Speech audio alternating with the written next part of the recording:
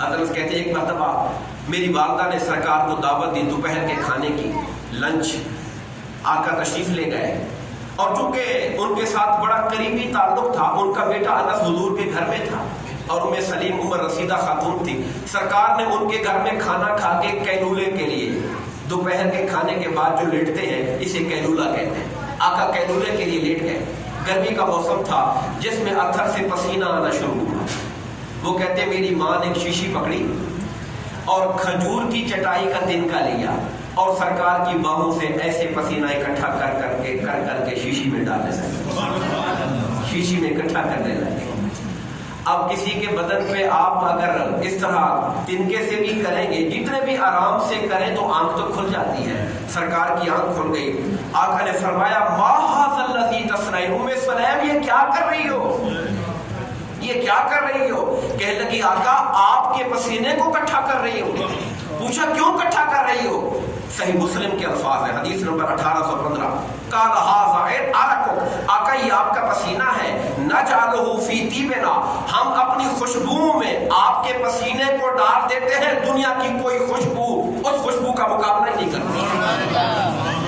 اور جب ہمارے ہاں شادیاں ہوتی ہیں ہم دلہنوں کو آپ کے پسینے کی خوشبو لگایا کرتے ہیں۔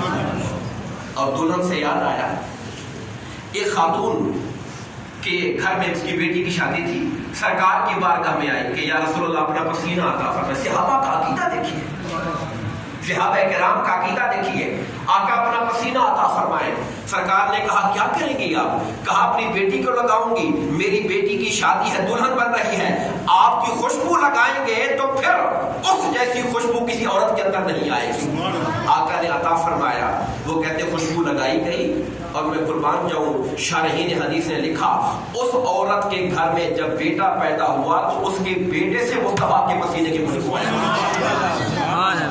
اور مدینے میں وہ گھر خوشبو والا گھر مشہور ہو گیا، خوشبو والا گھر، ان کے گھر سے خوشبو آیا کرتی تھی سرکار کی۔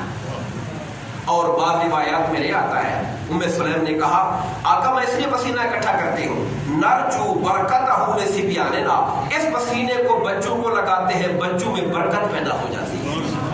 نرجو برکتہ لصبیاننا قال اصبت، حضور نے کہا ام سلیم تو نے صحیح امید رکھی ہوئی ہے، یقیناً میرا پسینہ برکت عطا فرمائے گا۔